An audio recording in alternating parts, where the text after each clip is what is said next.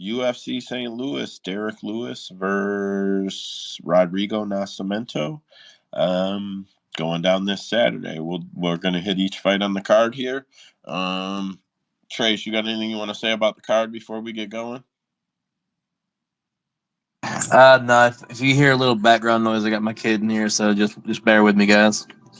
That's all right. When you give your first take, Trace, I'm going to disappear for 30 seconds. I'm out of shit to drink, man. So, listen, I'm now able, this has been a goal of mine for a little while. Um, all the info I give you today is coming directly off of capmma.com. I am not using UFCstats.com. I am not using any other website.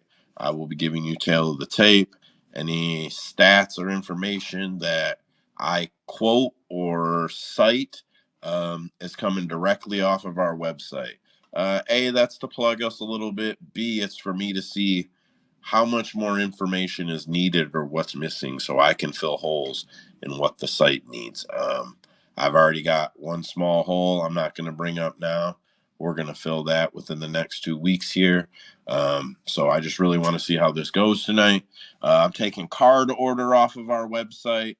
If anything's out of order and you guys want to let me know, I'm not going to change the order that I'm doing them, but it would be nice to know if anybody notices that anything is out of order. All right, so Trace, you ready? I'm going to take it from the top. Yep, let's rock it. All right, so I'm going to click over. First fight of the night is J.J. Aldridge versus Veronica Hardy. They're reporting over 30 books.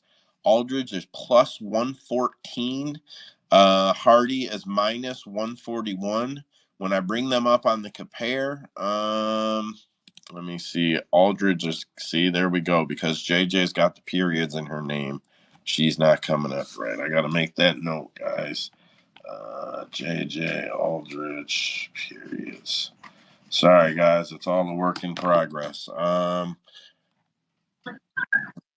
right, so I don't have tail of the tape on them, but I will in a second here. Let me type her name in a different way. Sorry, boys, you got to bear with me tonight. We're doing it this way.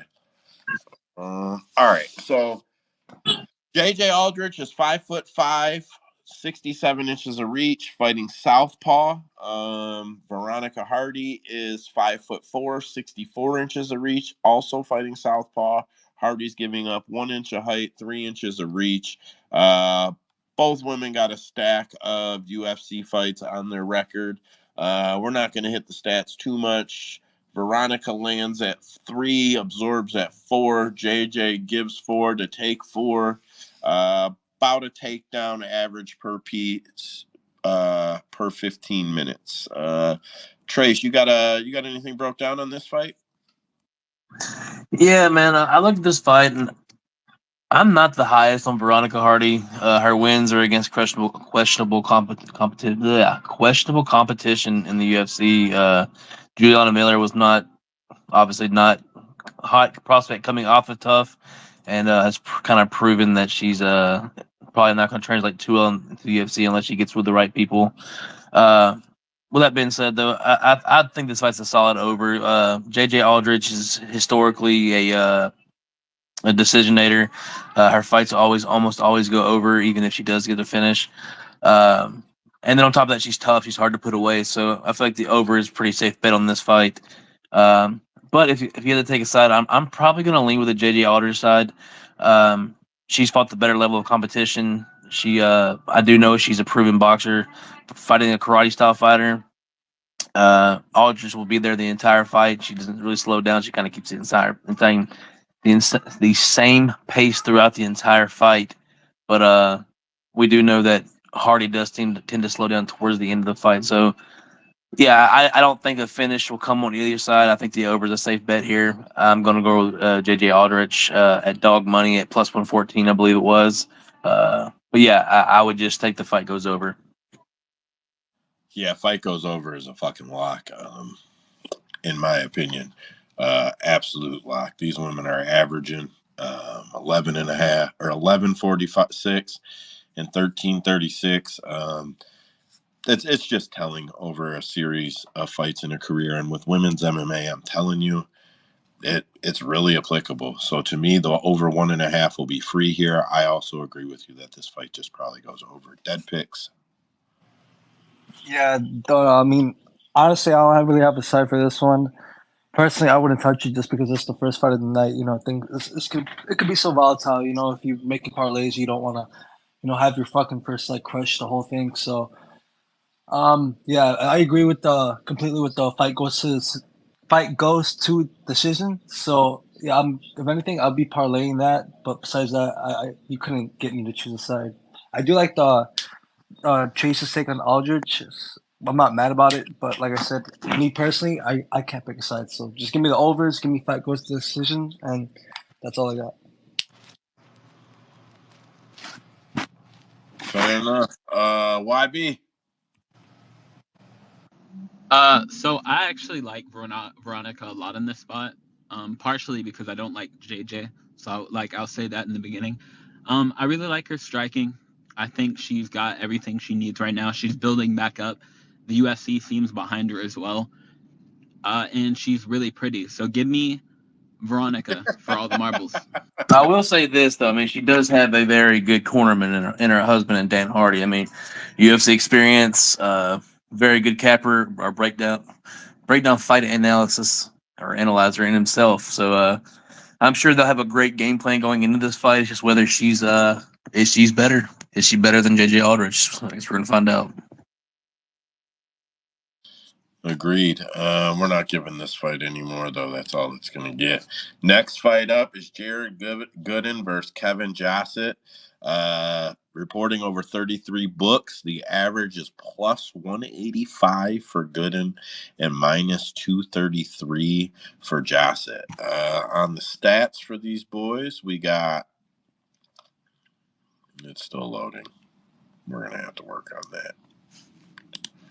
All right, so Jared Gooden they're fighting at 170.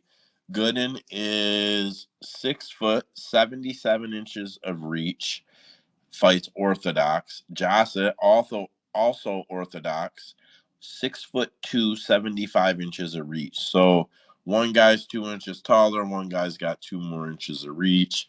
Weird combination there.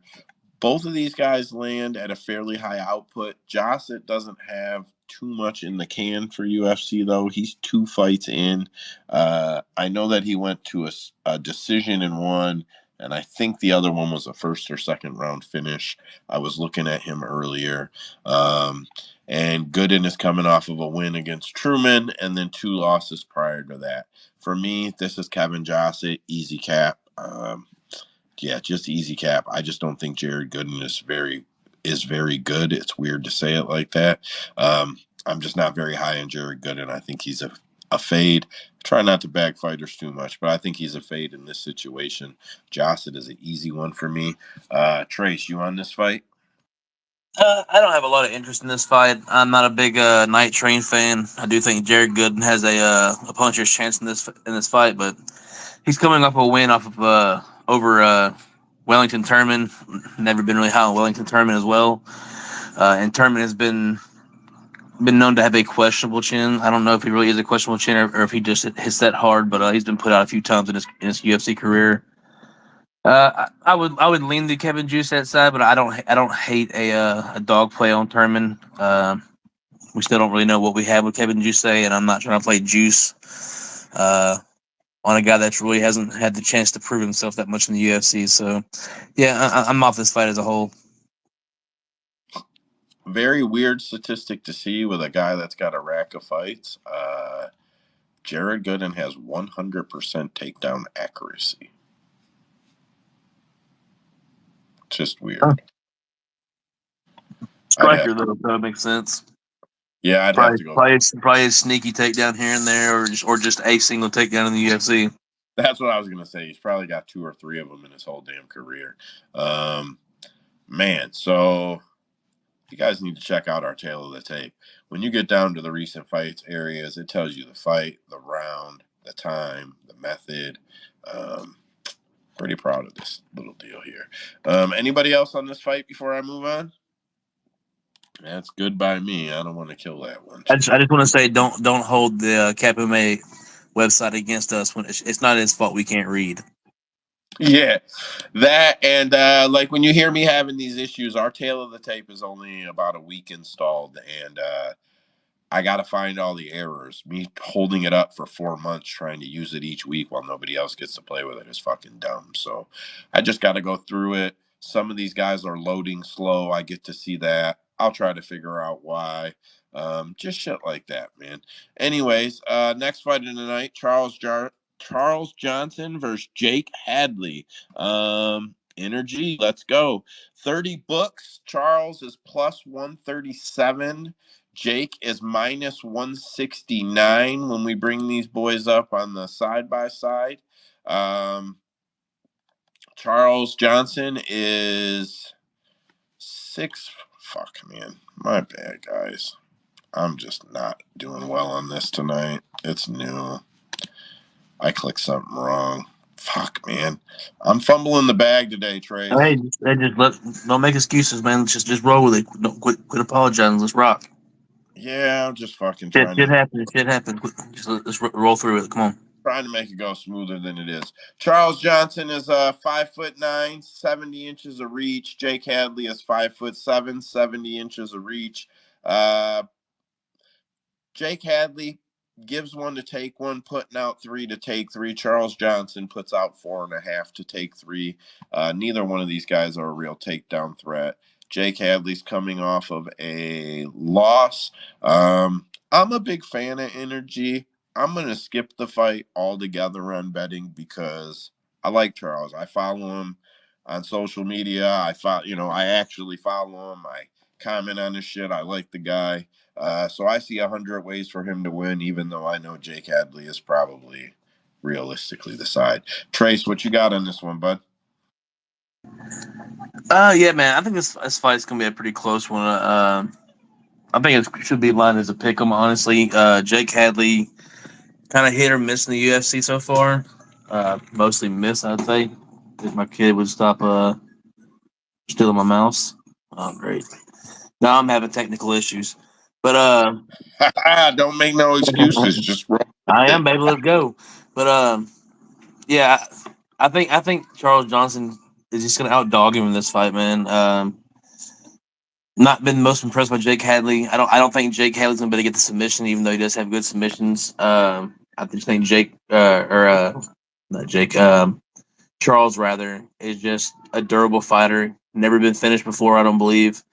And I don't think we see that change here. I think either way you go, this fight goes over. I think it's another solid over for the parlay. But if there's a finish, it would probably be a late round finish on Charles Johnson. We know he fights. He usually fights from behind. He usually gives up the first round. So that I don't love. But Jake Hadley also gasses it out a little bit. We know Charles Johnson will be there in the third round. So yeah, going to be a good fight for as long as it lasts, and I think it'll probably last the entire time. So it should be a high-paced fight, and yeah, it should be a fun one. Give me Charles Johnson at dog money. Dead. Yeah, it's crazy. I was doing a little tape on this, just running things back real quick before the space started, and I was actually watching some tape on Haley and Johnson. Um, yeah, my biggest thing with Johnson is like how you said he usually gets up the first round, so I do think there is going to be opportunity for a live betting spot after the first. If Johnson is losing the first round like how he usually does. I do like that round three prop, but I do think the fight does go to decision. I think Johnson does win the fight too. I mean, I like how on the feet, how Johnson picks up like towards the second, and like he's still in the third. He's usually still there. He's game. We saw how we saw with the Azat or the Amzat fight with the Hadley. Yeah, he was kind of like giving out in the third round. He wasn't really as active. But Durden, I meant the fight with Durden. Yeah, I do like the decision for sure, and I'm gonna take Johnson. I do like that dog play. Yes, So this has got Splitsville written all over it as well. So I mean, I think the split probably be a nice look as well. Also, I do know FanDuel offers a round three or decision prop. So I don't know if you can get a hold of that dip, but that's probably a good look as well. You kind of cover two birds. You kind of lose a little value, but it should be still pretty decent at plus money, I'd imagine. Sorry, Dad, didn't mean to step over you, brother. No, you're good. Yeah, it's good. Perfect. It's all I got. In Fuego. I don't know if you guys remember Charles Johnson's last fight, but he was fighting for his UFC life in that fight. I thought he lost, but he won the fight somehow. And every time this guy fights, I tell myself I'm not going to bet on Charles Johnson because he pisses me off so bad. So he's the exact opposite for me, Joe. I can't stand this guy because every time he comes on Twitter, he's improved. He'll tell you, "Oh, it's my time. Oh, I'm going to be a champion. Oh, I've made so many changes." And then he just sucks again. With all that said, I'm probably going to bet on fucking Charles Johnson again at dog odds and be sweating on the edge of my seat, hoping that fucker comes through. So that's all I have to say about I'm Charles gonna Johnson. clip you on that. And Fuego, I'm clipping you on that shit, man. that was fucking awesome. I am absolutely clipping you out of pure love on that one, just so you know. YB. So I guess me and Fuego just came to fucking hate on this guy. I'll tell you, bro, he seems really positive, like a nice guy on Twitter. I have Hadley by round 1 KO, and I will do a backflip when it fucking happens. He crashed my parlay last time out. Whoever it was he fought, I don't remember. He crashed my parlay. So I've got round 1 Hadley. I think there's had what? Cody Durden. Yeah, Durden, yes. So I've got round 1 Hadley KO. I think. Thank you. Johnson is just gonna get killed. He's just gonna get killed. Dude fights close with everybody. He's gonna give you the first round. And Hadley can fucking hit. This boy's got power coming off a loss. I think this is the right spot, and I hope it happens. Johnson, I'm pretty sure, also just signed a contract a little bit ago. You know how that goes generally whenever you sign a contract. They'll give you somebody they know you can't beat just to get the first one out of the way. And you're more than happy to sign on the dotted line. So give me Hadley by destruction. Hey, like I said, he takes the first round off. So if Hadley's gonna get a finish, it would have to be in the first round while he's cold. But yeah, I think it's gonna be a fun fight. Like I said, I don't hate any of the I don't hate the decision prop on either side of this fight, honestly. Joe, what you got next for us? Tabitha Ritchie and Tisha Pennington. These ladies are reporting over 29 books. Tabitha Ricci is minus 139. Tisha Torres, so she searches as Tisha Torres, but in the results, her last name is Pennington. So it is what it is. Both ladies, 5'1". Ricci has 61 inches of reach. Tisha has 60.5 inches of reach. Leg reach on these ladies, 36 inches for Ricci, 35 inches for Pennington. Both strike at about 4.5 per minute. Ricci has a glaring weakness where she's absorbing at about 5 per minute. Tisha's only absorbing at about 3.5 per minute. Ricci has a huge takedown advantage, 3.3 per 15. Ricci's not even hitting 1. Both women are coming off of wins, I believe. It doesn't say, but I believe Ricci beat Godinez by split, right? I gotta check. Yes. Yeah, I know she did, right?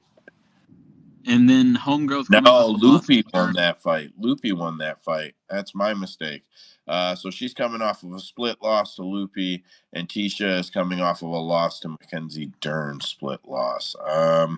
For me, this is not just trying to find a free angle. This is the definition of a free over, in my opinion. Fight goes distance, most likely, in my opinion. Fight goes over 1.5 on every parlay. You just need to juice odds on. Fight goes over 2.5 on any parlays you're actually building. Just my take. Trace. Yeah, man. I'm before YB gets over on the mic and starts hyperventilating over his girl, baby shark up in this bitch. I'm gonna go ahead and tell you why Tisha Pennington ain't gonna win this fight. I think Tisha's gonna be able to keep the distance, man. I think she's gonna be able to. I mean, I know she gets taken down, but she's historically hard to keep down once she gets taken down. But realistically, she's got good takedown defense on top of it. It's just been girls that are stronger than she is or have size advantages. Um, I think she's able to keep her at a distance, keep putting her keeping her at distance with kicks. And if this fight stays standing, man, she is at such Baby Shark Tabitha Ricci is at such a striking disadvantage. I don't think she gets the finish, but she could definitely rack up some strikes. And yeah, I think she's gonna tune her up pretty fine. I know people are worried about the ring rust from coming back from being off for a while and having a baby and stuff, but like she's been a constant professional throughout her career. She's never had a problem making weight. She's never been somebody that's struggled with really anything outside of the UFC. She's always fought the same fight. Girls that beat her are girls that are just stronger than her and bigger than her. And I just don't think Tabitha can take her. So yeah, give me the over and give me Tisha Torres at dog money. I actually have her in a parlay, and I also have her straight up for a unit. In Fuego. Yeah, I just want to know if Cap MMA is providing the stats on a fighter's record after having a baby. We need to incorporate that into our handicapping. Man, that's a legit thing.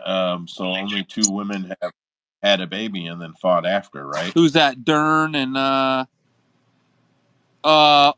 one can. GDR. No. Leonardo was one of them too. I don't think. Oh, GDR did it. GDR's the only one. Juliana did it. Juliana did it first. She broke. Well, actually, you know who did it first? That would be old Lucky, your girl Lucky, because she got like a 20-year-old kid. Really? Does she really? Yeah, you don't want to know the story about that, Joe. Yeah, not in this space, anyways. All right. Zabets, nice to see you on the mic, bud. Get after it. Yeah, what's good, everybody? What's good, Joe? Shout out Cap MMA. You today. Yeah, I'm on Tabitha Ricci by decision on this one. I think she's gonna out wrestle her. Most definitely her path is if she's gonna win, she's got to out wrestle her for sure. Yeah, it's a pretty close line fight, so I don't blame you, man. Good luck. But definitely, even if you are on the decision for it, dude, just bet the over. I know it's probably gonna be a little juicy, but pretty sure it's a safe bet. Yeah, if that over doesn't hit, I'll be fucking shocked, if I'm being honest. Like, I'll fucking shit the bed. All right, I'm just making some notes on shit here. We move on, Trace? Let's rock. All right, up next is Esteban Ribovic versus Terrence McKinney. These boys are reporting over 32 books. Minus 172 is the average for Ribovic's. Terrence McKinney is sitting at plus 139. When you bring up tail of the tape side by side for these boys, both guys are 5'10". Terrence McKinney, 73.5 inches of reach, 40 inches of leg reach. Esteban has 69 inches of reach, 39 inches of leg reach. So he's same height, but he's given up 4.5 inches of reach. That's going to be significant against a guy like Terrence, in my opinion. Esteban is averaging. He's only got 2 UFC fights. Stats are a little slanted, but in those fights, he's landed over 6 per minute, absorbed at 3. Terrence lands at 4.5, absorbs at 2.5. That's a phenomenal ratio. I've looked at these stats hundreds and hundreds and hundreds, probably thousands and thousands of times. It's a phenomenal ratio. Terrence also averages 3.5 takedowns per 15 minutes, while Ribovic is only averaging 0.9, so 1. Both guys got knockout power. Terrence 7 knockouts. Rivovich 6 knockouts. I know Terrence is a dog here. For me, I think if Terrence can control the pace, and if Terrence can control the pace and move aggressively, I think that he should get it done early. I think that his window closes by the second, in my opinion. But I'm probably going to take a little shot on Terrence McKinney here at dog money. Trace, what do you got? Yeah, man. So clear glaring hole in Rubilik's plan is that he just can't stop a takedown, man. So yeah, so McKinney has the path there with the wrestling.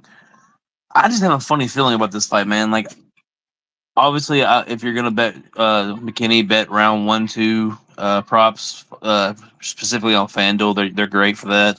You can get the 2 rounds lumped together for usually for a pretty good odds. And it also gives you that extra little bit of cushion just in case. As you start fighting guys in the UFC, it's harder to get the finishes. Especially once they figured out your game plan like that. I mean, you kind of know what the road work is with Terrence McKinney. But yeah, I think you played the submission props in this game. I think if he's gonna win, it's probably gonna be the submission game. But I feel like he's been training with a good camp long enough, and that they know that he needs to work on the cardio and slowing the pace. I kind of want to take a shot on Terrence McKinney at a decision prop here. It's probably gonna be pretty fucking crazy because I know everybody's gonna be all over the over because it's a Terrence McKinney fight. But yeah, if he's able to come out here and work the game plan and not try to go for the kill, the wrestling he could wrestle this man for 3 rounds and get a decision. I know that's not what he wants, but it's the path of least resistance. So yeah, I'll probably be on the submission prop, but I don't mind a sprinkle on the decision prop, especially if it's mad juicy.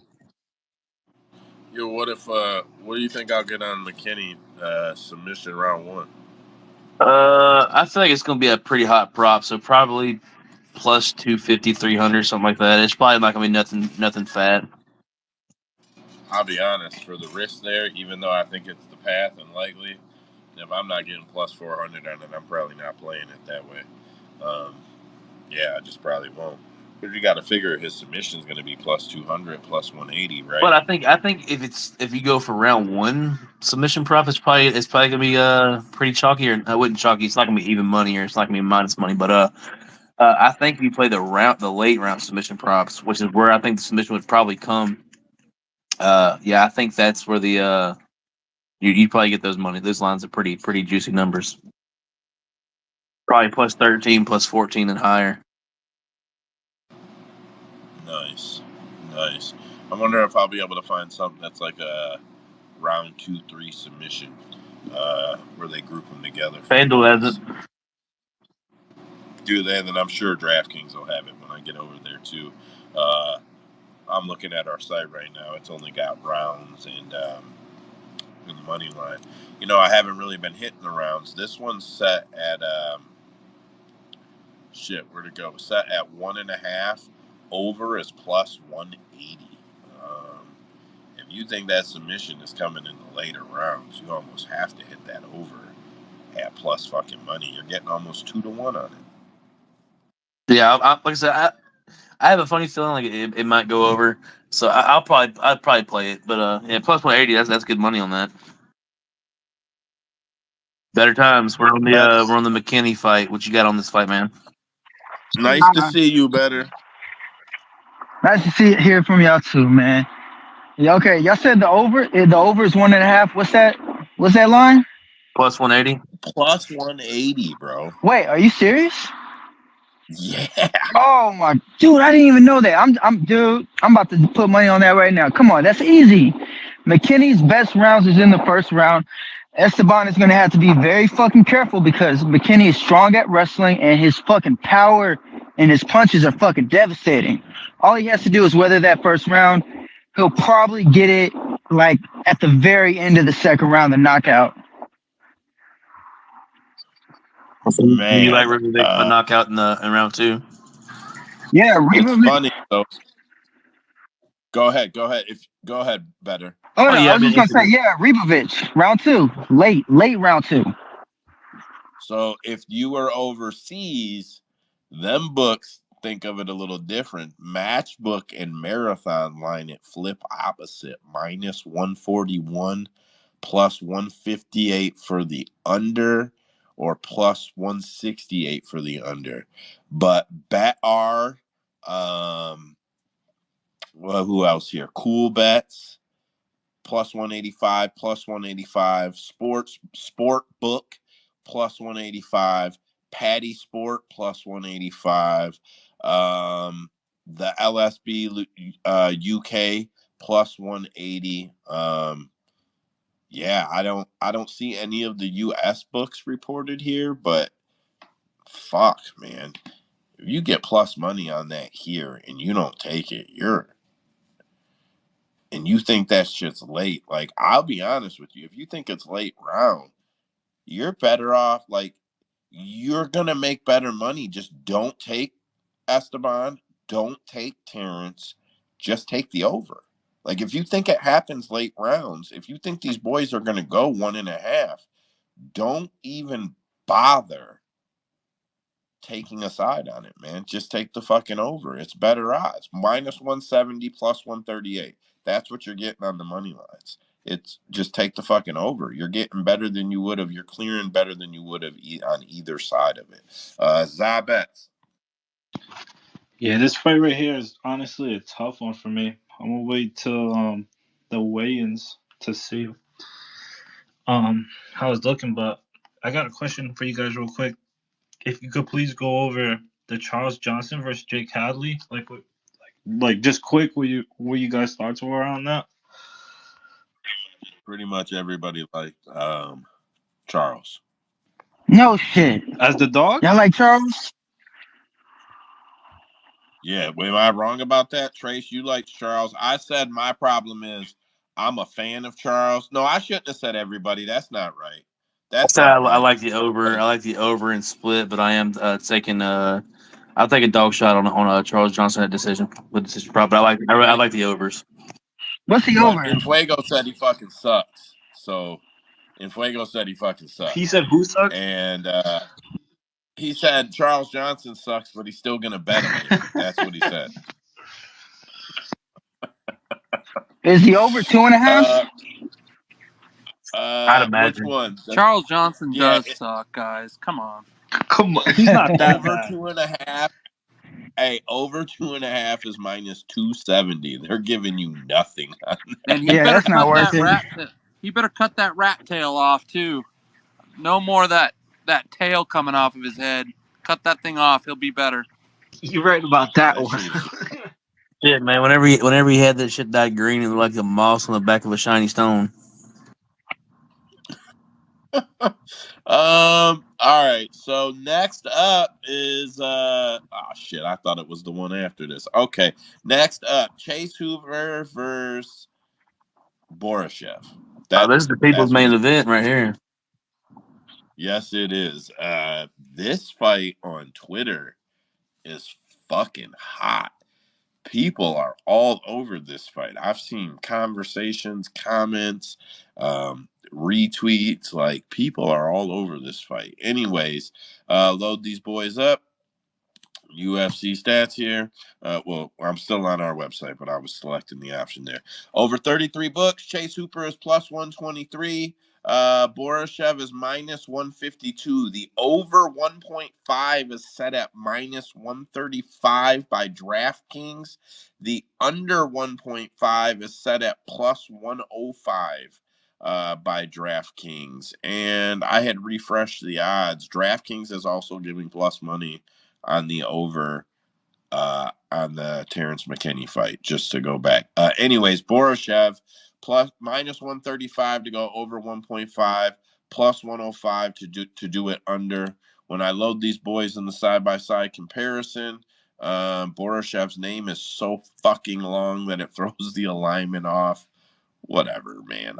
Fuck. What? Come on. Jesus Christ.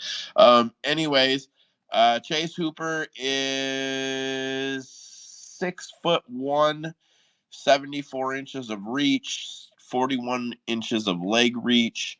Borishev is 5'11", 69 inches of reach, 41.5 on the legs. Chase lands at 4.8, absorbs at 3.5. Borishev lands at 5.8, absorbs at 4. Takedowns not a real thing you're going to talk about with Borishev. Chase Hooper averages 1.5 takedowns per 15 minutes. Lot of people on Chase Hooper. I've seen a lot of guys give a lot of really good arguments for Chase Hooper here. I've thought Chase Hooper has been improving for quite some time. However, if all of you guys recall, I was all fucking high on Chase Hooper for his fight against, was it Levitt and he looked like shit? Or was it Fiore and he looked like shit? Either way, I can't remember, but one of his recent 2 fights, I was pretty high on Chase Hooper, and after that fight, I felt very fucking differently. Trace, what do you got? Yeah, man, I'm Slava Claus all the way, man. I'm not seeing the love for Chase Hooper. Like people are trying to say he's the better wrestler. No, he's the better submission grappler. He's the better jiu-jitsu practitioner. He's not the better. He might be a better grappler, but he's not a power wrestler. He's not somebody that's going to shoot doubles. Like, yeah, Slava gets taken down, but Slava also gets right back up. He's hard to keep down, and I just don't think that he has the big bullet body to hold down Slava Claus. I think he's going to get beat up on the feet until he's able to get a takedown, and as soon as he gets taken down, or he takes him down, he's going to get right back up if he's not able to just snatch the neck up on the transition. I do know Slava gives up the back a lot in transitions to get up, but it works until it doesn't, I guess, but I don't love that, so that is a hole for Chase Hooper to get the finish, but to me, the discrepancy in the stand-up versus the discrepancy in the wrestling. Give me the better striker, man. Like he is by far a better striker than his advantage in striking is way bigger than Hooper's wrestling advantage or perceived grappling advantage. So yeah, give me Slava Claus. He probably gets the finish. The one thing we do know is that Chase Hooper does not have much head movement. He's there to be hit, and Slava hits pretty damn hard when he connects. So yeah, I think it's only a matter of time before he puts Chase Hooper down. Chase Hooper, he got KO'd by Garcia is what it was. Steve Garcia in October 2022. But I had thought Chase Hooper's striking was looking better and better and better. And then if I recall, His kicks look better, but that's about the only thing. It's only because he throws about 500 of them now. yeah, I was watching him in training, and then in the fucking Nick Fiore fight, like he had put out volume, but he looked horrible, like with the hands. And I remember being like, fuck, that was the worst take I've ever given. So I'm going to skip Chase here. I don't like Slava Claus myself, so I'm probably going to skip this one altogether. Better times. Hey, didn't you just said he averages 1.5 takedowns per 15 minutes? Yes. That stat should tell everyone who's going to win this fight. It's fucking Slavakos, man. Come on. This dude is a way better striker. He is an elite striker. And no one can tell me that Chase Hooper is going to be able to take that left hook. That left hook is something special. It is a thing of beauty. I love watching it. He's going to get knocked out with that left hook. Chase Hooper cannot hang with this man. And what else was I going to say? That fight against Fiore should also tell everyone how this is going to go. That first round, now I'm not going to lie, Chase Hooper threw an amazing elbow. He put everything into that elbow. So much so that Fiore stopped fighting. He could not fight back for the rest of the fight. Think about that. Fiore, for the rest of the fight, round 2, round 3, could not fight back. Chase could not put him away. Slavkos Chase looked dumb by the third, bro. He looked dumb. His punches looked. But Fiore was done in the first round. Fight. That is my point. Fiore was done in the first round, and Chase still couldn't get the job done. Slavkos is going to knock him out with that left hook, man. Round 1. 100%. Preach. And Fuego. So I used to shit on Chase Hooper. Because he came in the UFC when he was 18, 19 years old. He's now 24 years old, and I'll tell you guys, I think he's improving.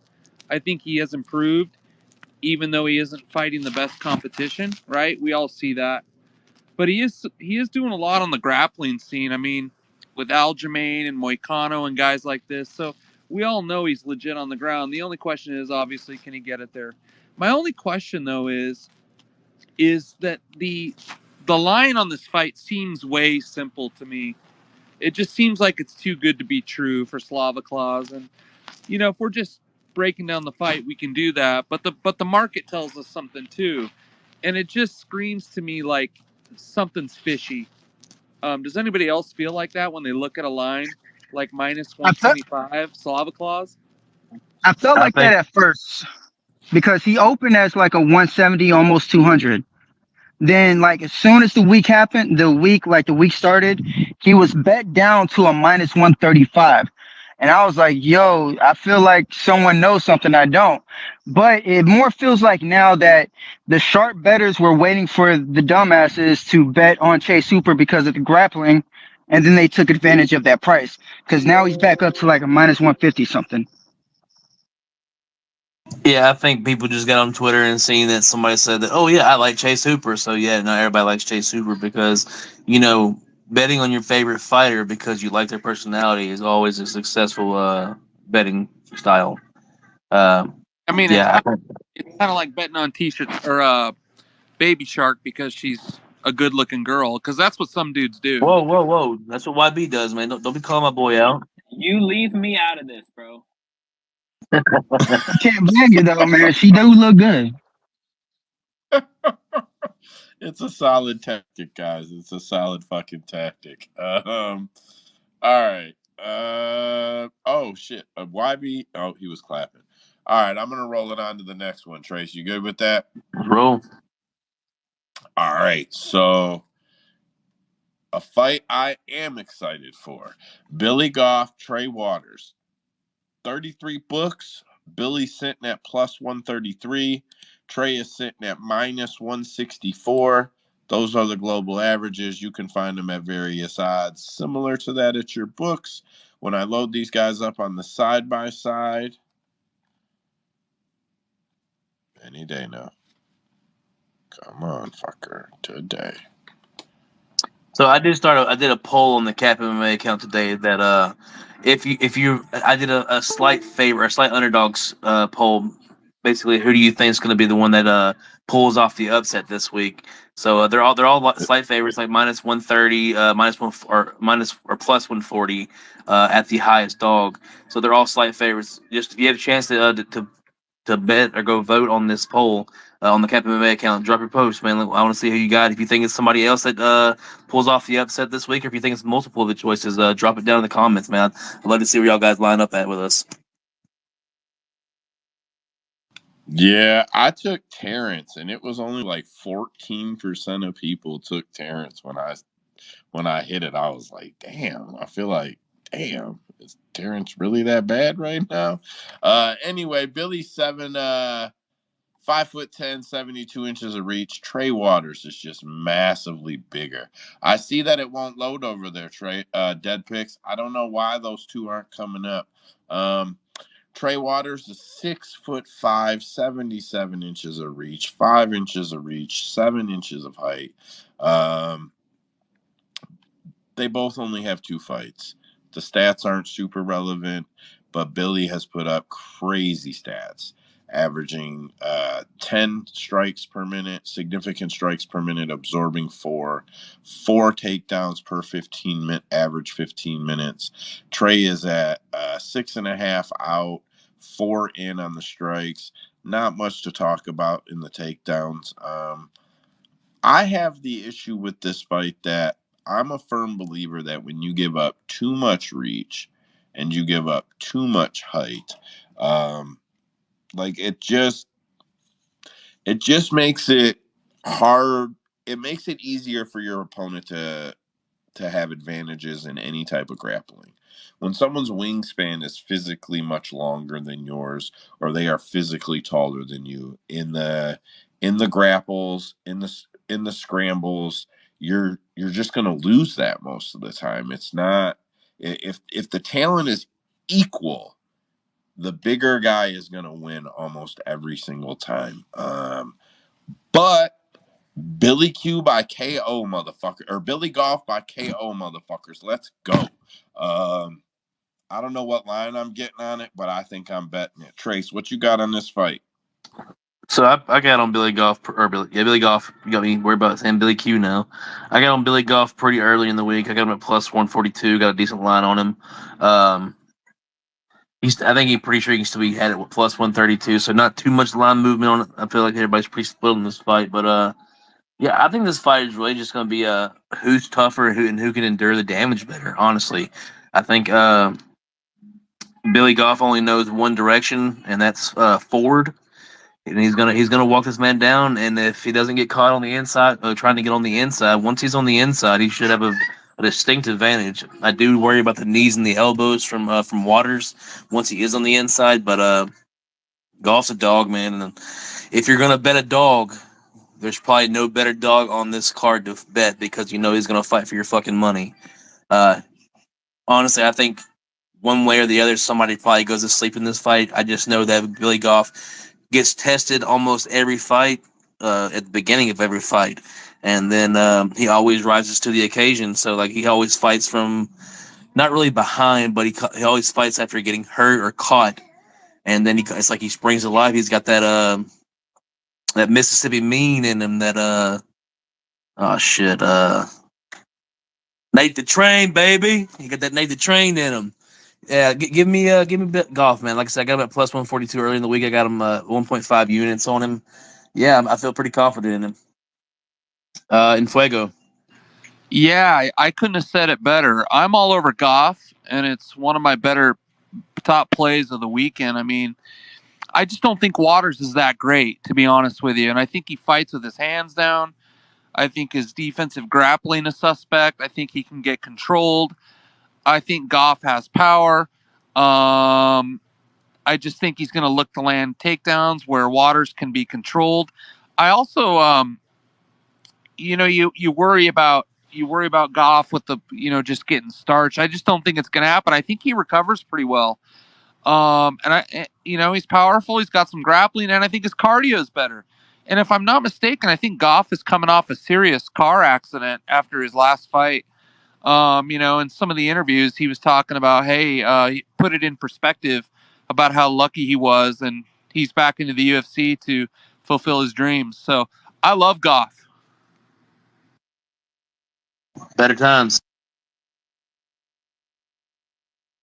All right, look, man, I like Goff too, but I think his first two fights that we've seen him, the Contender Series and the UFC, should tell us a lot. Like, his defense is horrible, and he has a march forward style. Now, that last fight against I forgot, was it Yatsumoto or something? I forgot his name, but whatever.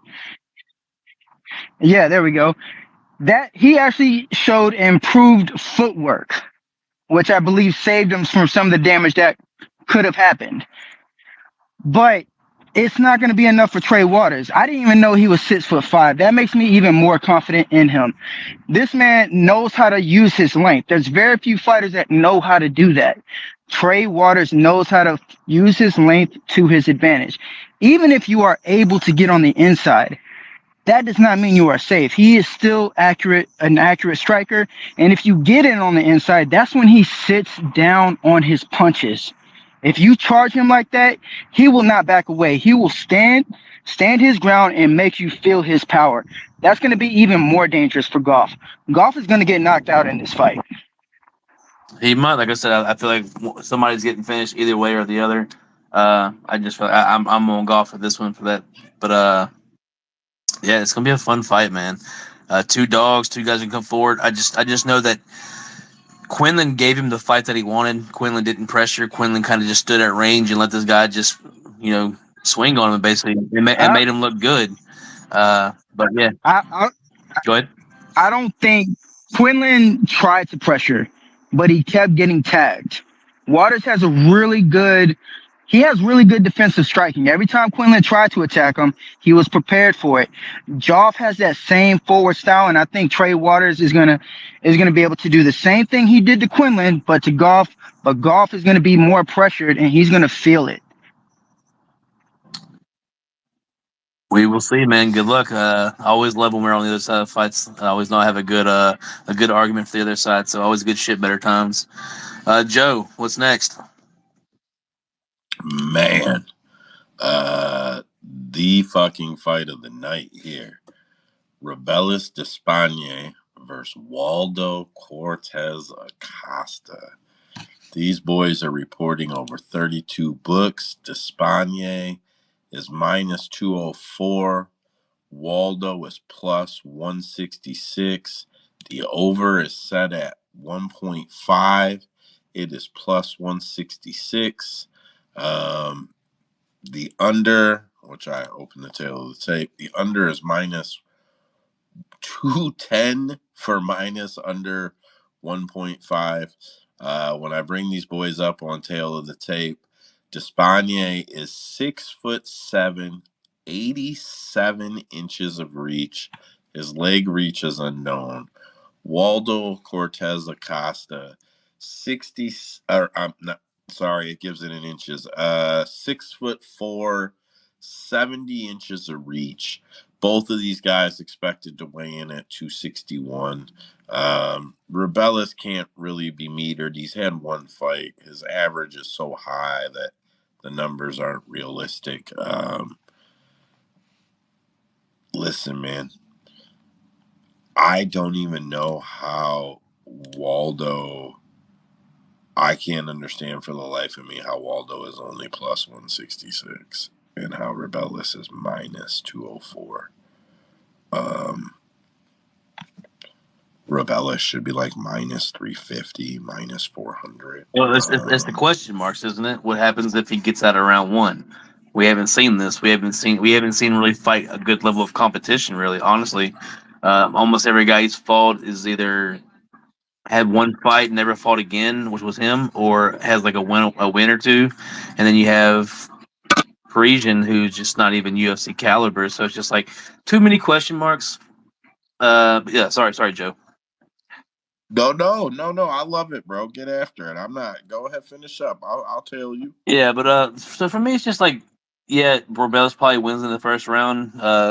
You know, Salsa Boy's had boxing matches. He's been knocked out before in the past, and from pro boxing matches. So Chen was a question at the beginning of his career. He's kind of held up in the UFC, so maybe improved head head work or head movement to be able to absorb the punishments. But yeah, I'm steering clear of this fight outside of probably playing the round 2 and round 3 props for Salsa Boy. I'm hoping that he survives and then gets a late round finish, or he gets starched early, so we have a chance of fading to Spain with somebody that actually has a better chance of hopefully getting a finish on him. So yeah, the Spain should win, but I'm gonna play some late round props for Salsa Boy. So I'm gonna say this: Rebellis is very good. He is not. It is not. His knockouts are not fluke. However, I have taped him. I mean, there's not much to tape, but I've taped everything there is on the guy. If I could bet that he throws a high kick and slips and falls and get back up, I would bet it. I would bet it. I would bet the fuck out of it. He tries to go for everything with that one kick to get it over with. He throws everything into that one kick. Yeah, but no, sometimes it's not. He throws them like he doesn't set. He doesn't set the foot. He doesn't set the other foot. He doesn't set the left foot before he throws the right high kick. He doesn't do it. He just like it's a punch, like just you're in motion, you're moving, just fucking throw the kick, and like he doesn't remember to plant his fucking foot. Rebellis's biggest problems all come from Rebellis. If he doesn't finish Waldo in round one, I'm confident that it will be because Rebellis didn't do what he should have done, meaning there will be situations where he fails himself, where he sets it up, where everything looks right, where he throws stupid strikes, just shit like that. If I do see what you're saying though, Waldo is durable. I mean, I get it. If you're gonna take Waldo though, take him by decision, or maybe like a real late round KO, like round 3 KO or decision. But I think it's Rebellis pretty easy, and I still stand by he should be minus 350, minus 400 in my opinion. I don't know who was up first. I'm just gonna throw it to Better and then over to Infuego. Okay, so yeah, I agree with you, man. He should be a minus 350, 400. That man is the real deal when it comes to his kickboxing. And that little high kick where he slips and falls, it's not because he doesn't plant his foot. It's because he throws. Sometimes when you're throwing a kick that you really believe in, you forget to take a little off. If you throw it too hard and it goes up, you just end up tripping on yourself. I've done it so many fucking times and embarrassed myself. But that man, here's one thing that gets me on him. I believe he has the fastest knockout in pro MMA history, and he's got two of them in under 5 seconds. No matter how bad you are at MMA, that is not an easy thing to do because no one else has done it. Under 5 seconds, he just goes and I think one of them was just a high kick. The other one was a high kick followed by the right hand, all in one motion. He times his shots very well, and I believe he's going to be able to catch Acosta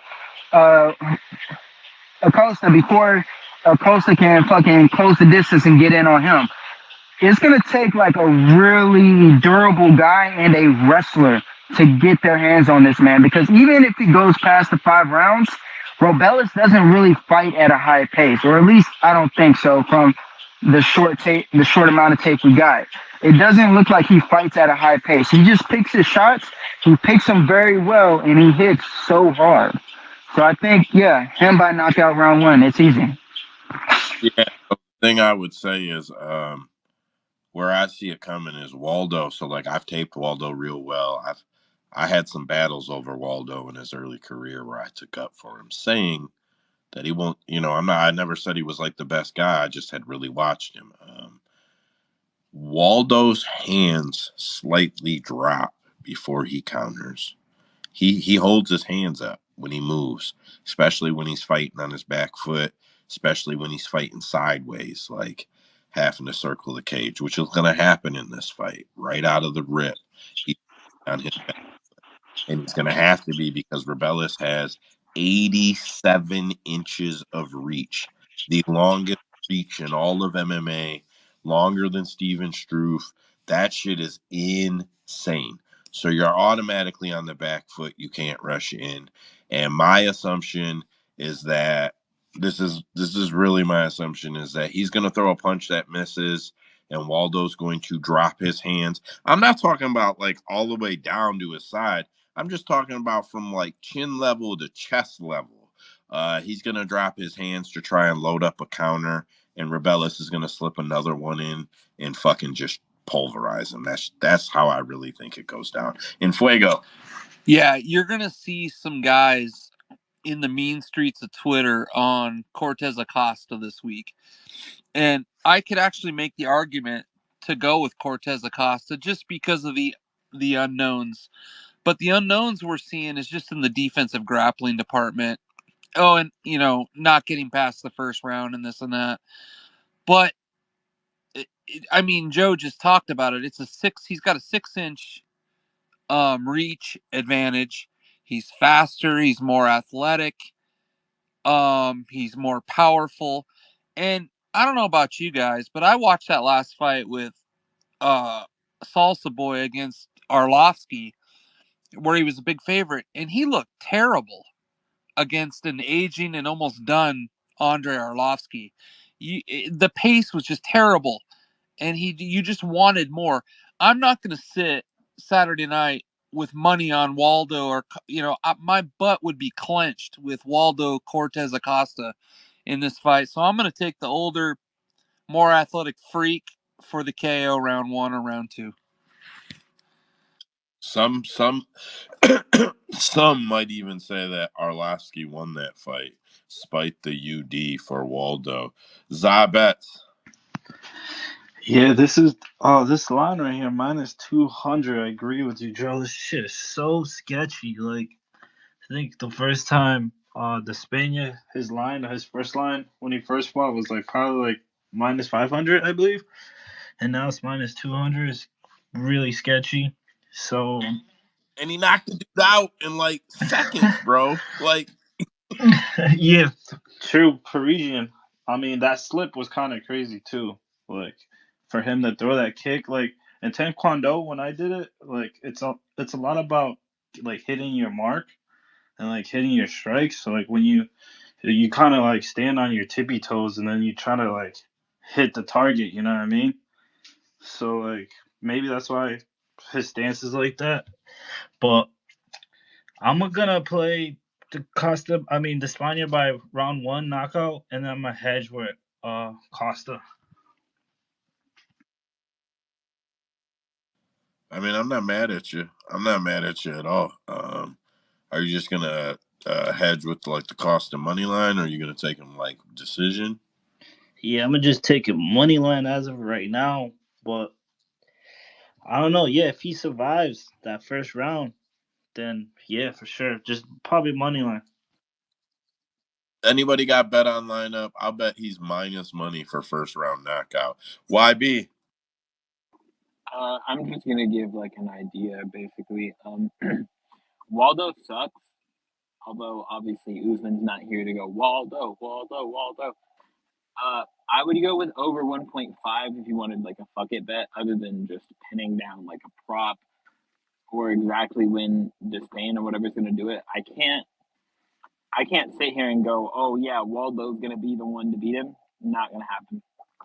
You give me a good plus number on the over 1.5, and I'll probably chomp. All right, Joe. Yeah, that's I think that's enough time on this fight. We beat this one down to death already. What you got next for us? what you mean, bro. I'm just fucking with you, Trace. I'm just fucking with you.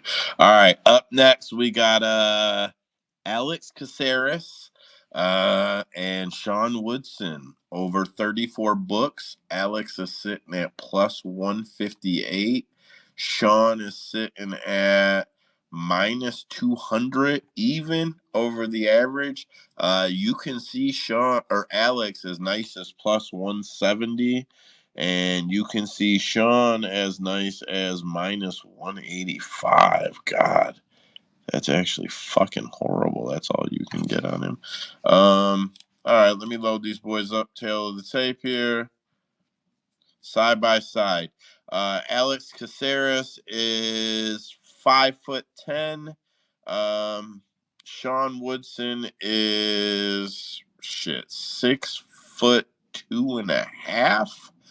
It's funny that where it reports from, we get the half inches. That's from UFC.com on this fight. So it's just funny that they report the half inches. Bruce Leroy has 73.5 inches of reach, 41 inches of leg reach. Sean Woodson has 78 inches of reach, 44 inches of leg reach. Sean lands at about 5.5 per minute, absorbs at 4. Bruce Leroy at lands at 4 per minute, absorbs just under 3 per minute. Takedown probably won't be much of a concern in this fight.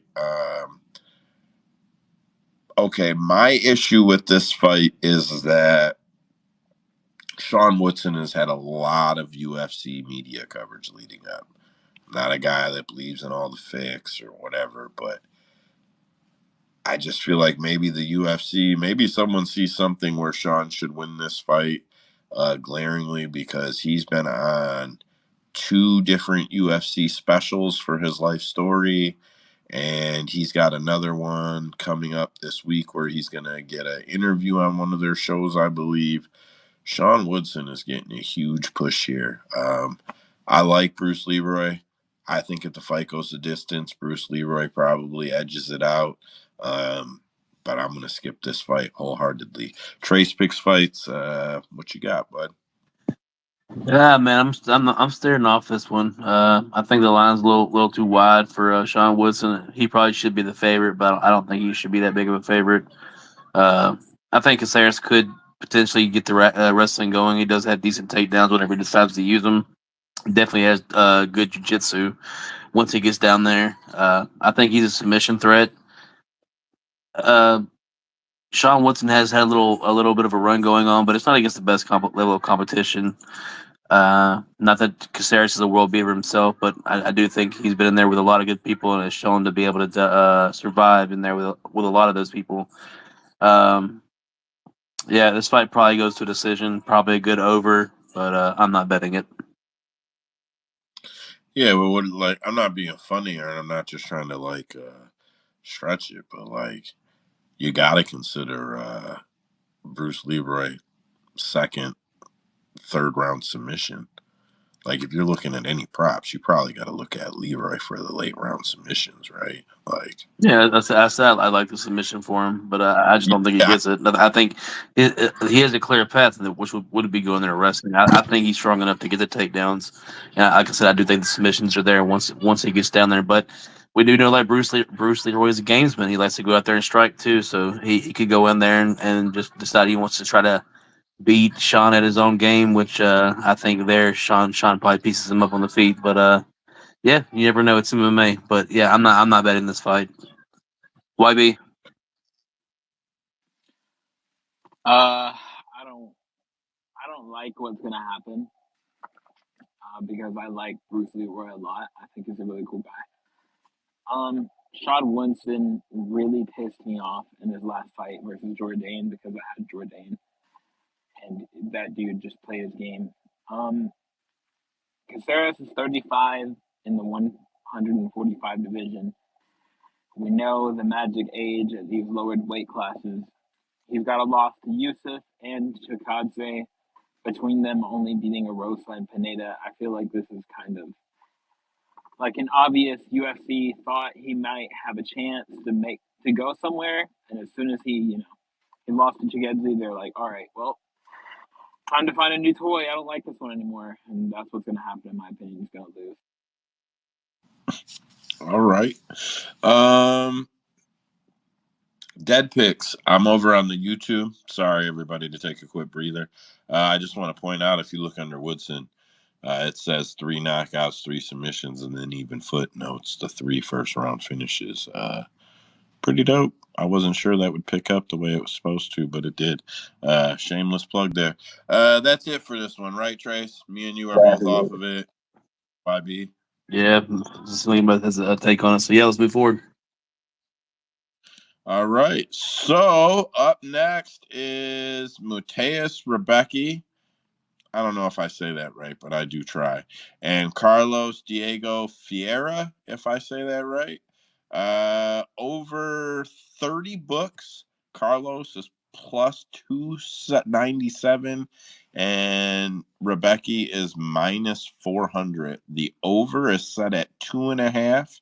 You're getting plus money, plus 135 for the over, minus 175 for the over or for the under. When I bring them up on the side by side, only Rebecca is reporting. I don't know why Carlos Diego is not reporting. Might be able to make a Diego really quick. Fiera. What's He that? goes by Diego Fiera in the comparison. Yeah, I got it. It didn't pop for me. Anyways, Trace, what do you got on this fight? I'm gonna get tail of the tape fixed on the site here. What do you got on this fight, bub? Yeah, man, it should be a clear Rebecca here. I mean, it's kind of a changing of the guard. Uh, Diego Fajes, almost 40 years old, or just turned 39 actually. But yeah, he's kind of outside of his win against Michael Johnson, which another guy that's older and up in age. 3 fights where he got out wrestled. I don't think Rebecca's going to go the wrestling route here. I do think he's going to stand and bang with him, less dangerous. Uh, I think it looks more like the Razabov fight where he's like I said stands there and just puts a pace on this guy and forces him to bang and power for power, strike for strike. He's definitely the more powerful guy, and I think he like I said keeps the fight standing, eliminates the chance of a submission from Carlos Diego Ferreira, and gets the knockout here again. Give me Rebecca KO. Uh, let's go round one, late round one. Yeah. Okay. So I didn't mean to say yeah. I like Rebecca here too, but I did get the tail of the tape to work. It's just that Diego only goes by Diego Fiera, like Dead Pigs tried to point out. Diego is 5'9", Rebecca 5'7". Diego has 74 inches of reach. Rebecca has 66 inches of reach. That's massive, You Trace. ever been hit by T Rex? Neither is he, but he's about to be. I mean, I can't really argue with that. And I just got a black screen on my second monitor over here. Rebecca lands at 5.3 per minute, absorbs at 2. That is an unheard of ratio for most of almost all the fighters. Fiera lands at 4.6, absorbs at 3.4. Rebecca averages 4 takedowns per 15 minutes. Diego is less than 1. Notable in the statistics is that Rebecca is on a 16-fight win streak, and Diego Fiera has 4 first-round finishes. I just wanted to get it out there. I'm really trying to look at all the stuff. This is all on our site when you type their names in, guys. Some of the searches are a little off because of periods and shit, but I'll get it all to transfer over correctly. I'm on Rebecca too, but I think if anybody does want to bet Diego Fiera, betting him under 1.5, betting him by, I know it sounds crazy, betting him under 1.5 by knockout probably is not a dumb bet if you think Diego Fiera is the side. I don't think he's the side. I'm trying to devil's advocate that there. YB. I just think they're trying to clear some of these old contracts out. Diego's going to get murked in the first round. Nothing fancy to say. He's just going to die. I can't even argue with that, bro. If I'm being honest, there's no real argument for that there. I'm gonna move on to the next one. We ain't got a bunch of hands here for this one, so I'm okay with that. Up next, I'm curious to see where everybody's at on this one. Alonzo Metafield and Carlos Ulberg. 33 books reporting average odds. Alonzo Metafield is plus 207.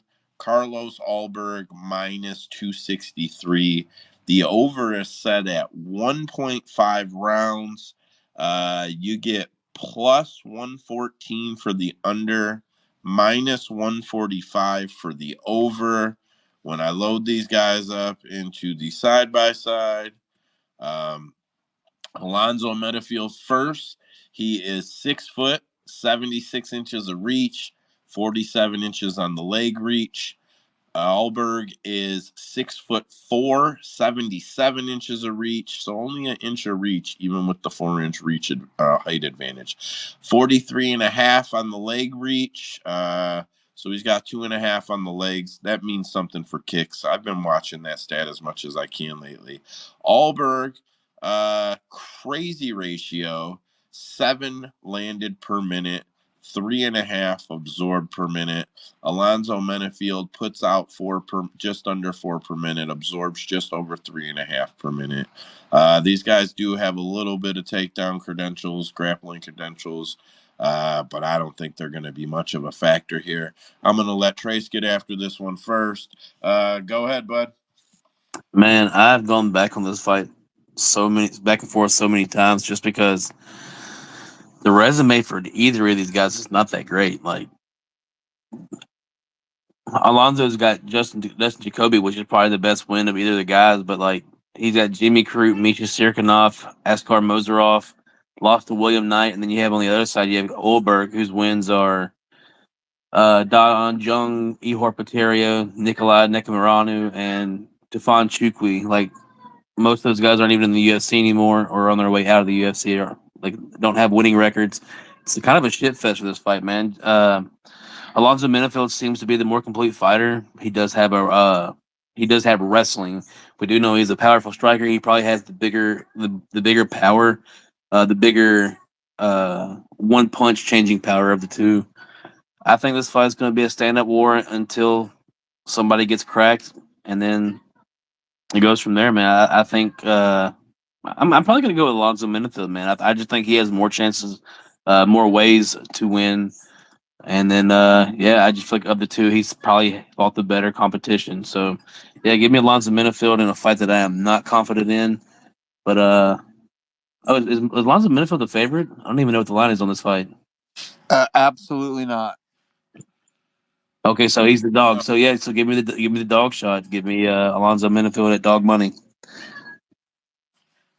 Plus 200. Plus. I see Infuego throwing that hand up and down. Go ahead, Infuego. I couldn't be more opposite of you on this, Trace. Hey, I respect it. Go ahead, bro. It's like, not a strong take. Trust me.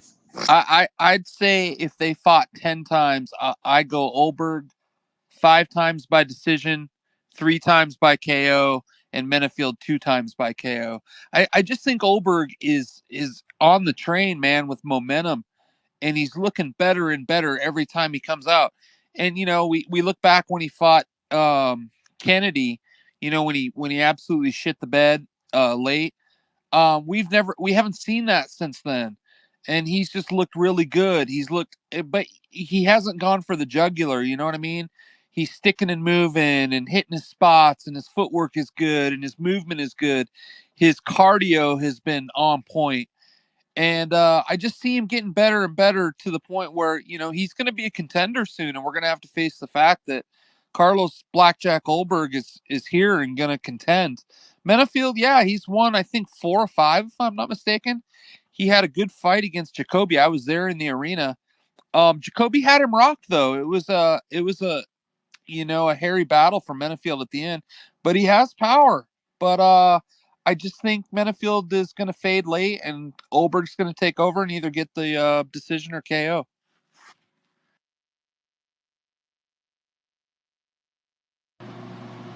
Infuego. That wasn't Fuego. No, that was me. I took off the thing. Oh, my bad. Fucking YB had his hand up. He must have left. I'd put it down. It's okay. Y'all covered most of it. Menifield sucks, Yeah, that's basically. I'm excited for this fight. I'm on Allberg. I know, but I'm gonna look for the Allberg KO prop and see what I can get on it. Yeah, I just want to see. I just want to see what I can get for it, and might be something I want to do.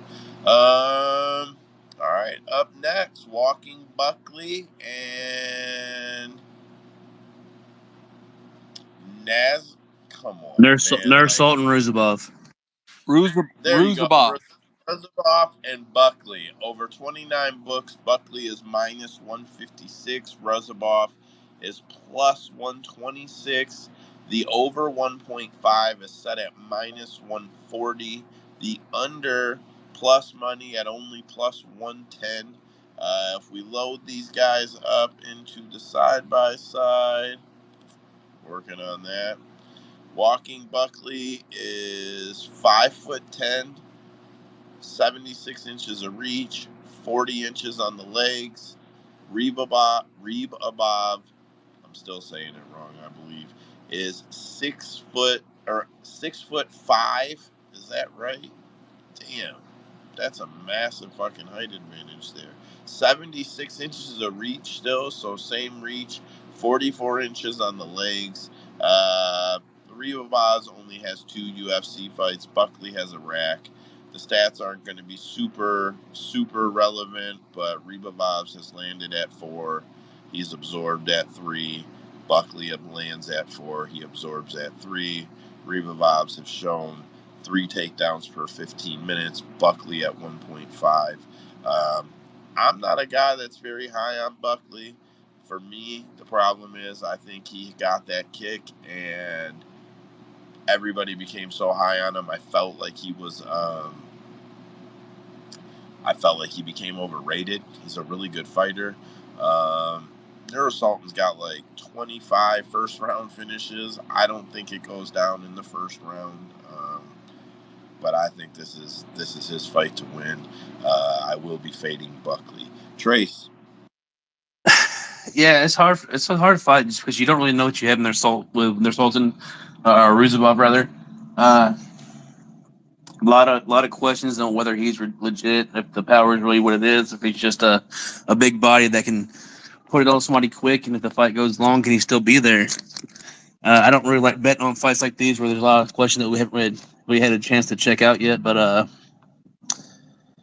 man, he is so explosive at 170. Also, this fight is Ruzabov's first fight at 170, so it's going to be interesting to see how he makes the cut. This might be a fight where I sit back and wait and see how he looks on the scale for the fight, and if he looks drawn out or wore out, I might jump all over Numansa here. But you have to think that he's the more well-rounded fighter because he is a submission guy, and he does seem to have the power on the feet to put people away when he connects. So. Yeah, I'm gonna wait until the day of for the weigh-ins to see how they look, but I'll probably end up jumping on Joaquin Buckley just because I know what I have with him, and I know if the fight stays standing that he's probably the more, or that should definitely be the more explosive, more powerful, better technique striker. So yeah, I'm probably gonna ride with Joaquin Buckley on this fight, especially if the how he looks on the scale will determine whether I bet it or not, I guess. So give me Joaquin Buckley. But it does kind of worry me that all of Twitter seems to be on him. I do know that Twitter fades does seem to be a real thing, and yeah, so that might steer me from betting it all as well. So we'll see. But I see Eddie Law trying to get on the mic, so throw him a mic, then we'll get going. YB, what you got? I'm going with Buckley because I really appreciate his skill set at 170 right now. He's got the anti-wrestling as well if he needs it in his back pocket. I like his boxing a lot. He actually moves his fucking head at times. He's not perfect at it, but he actually does understand what he's doing. And what's his name? Rizabov? Rizabov looks really stupid. So give me Buckley. Eddie, I seen you requesting, brother. You got to take on this fight. No, my toddler finally went to sleep, so I was going to hop on and make sure everybody able to say something. But on this one, it was. And we all know Buckley's he was beating the drum just to get on the card and then get main event and everything. I think he got come in this one, but I think he's seeing that weight cut. He's going to be. I think he's going to be betting on that weight cut. Having to be rough for homeboy because it is his first at 170. He's a big dude. But I don't know if Buckley can't end it in the first round as long as homeboy makes weight in a decent way. I think Buckley's in trouble. It would suck to see him lose in front of his hometown though, for real. Yeah, I'm one of those people. I'm still not sure if I like him. He seems like he's kind of funny, but he's really arrogant at the same time. Yeah, I'm not really sure how I feel about him, but like you kind of root for the guy, especially in his hometown. And I mean, I'm not a narrative guy, but if you are, kind of fits the narrative that he should win. It's his hometown. He did ask for this on that press conference. So Yeah, interesting. no, he's a nice guy. Or like we talked to him like one-on-one and everything. But when the cameras and the microphones are out, man, he's gonna come off very, very arrogant and confident. But like one-on-one, he's pretty chill.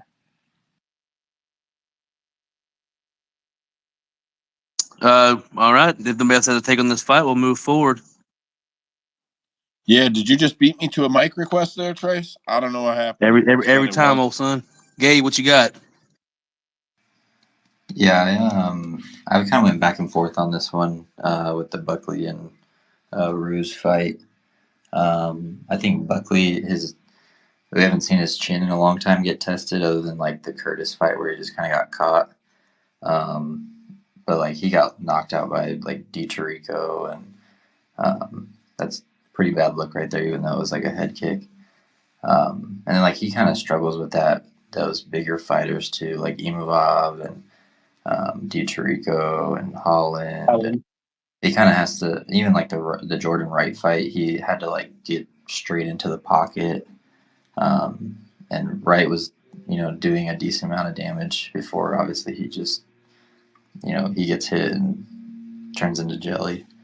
But yeah, I think it's kind of like whoever lands first here. I assume that Buckley isn't going to try to play the outside game here.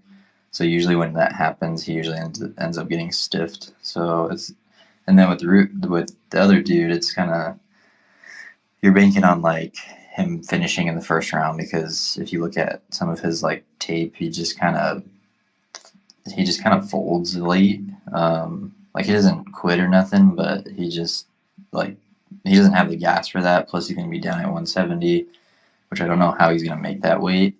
Being 6'5", he's already huge at 185 too.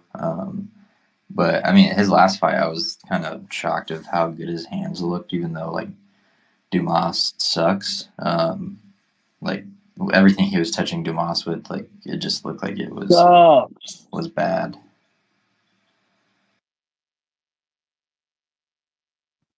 I'll just agree with you, Gabe. He sucks so bad. Eddie, what you got? Hey, sorry, I read a little bit ago, no, earlier today, I read something about this being a short notice fight. Anyone know how long Ziboyev has gotten to make this weight? Like as far as like notice? I do not. Okay, because if it's like he's calling it short notice, right? So if it is quote unquote short notice for him to make 170 when he hasn't done it yet, that's definitely something else to keep an eye on. I mean, it can't be that. I feel like I saw it was like 3 weeks. It can't be that long, right? Because Buckley asked for this fight during whatever conference that was. UFC 300. Oh, geez, so it's definitely not a full camp. All right, well, we'll see what happens, man. Damn.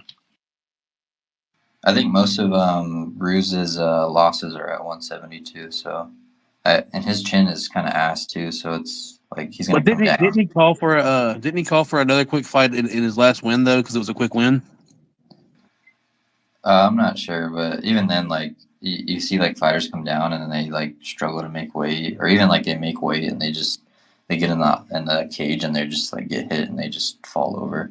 Like Paul Craig, like his chin is like already bad, but the way that Kaio like put him out was kind of bad, because Kaio generally like doesn't put anyone out, and like the way he just turned into jelly like that, it was kind of, I was like, yeah, this is one of Kaio's fights they just set up for him. They put Craig at 170 or 185 or whatever fucking weight it was.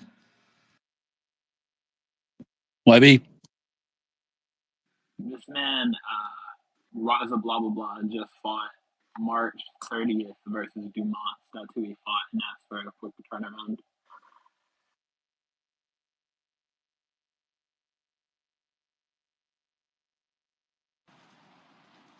All right, Joe. What we Well, got next? main event time, right? Derek Lewis versus Rodrigo Nascimento. Odds on these boys are minus 156 for Derek over 33 books, and plus 127 for Rodrigo over those same 33 books. The over-under is set at 1.5. You're getting plus 114 for the over. You're getting minus 145 for the under. So, quick note. This is our second week of doing. I've been working on a chat GTP like model that will break down and analyze fights. It's not as easy as just type it in. Last week it called it at a close split 55% in Pantoja's favor, 45% for Ursig. It said for both guys that what happens in the later rounds would probably be important. It nailed it pretty much on the head. I did Derek Lewis versus Rodrigo this week. It set Derek Lewis at 60% win probability, a 55% knockout probability, 5% sub probability, which means 0. I don't think it'll actually drop it below that. It set Rodrigo at a 40% win probability.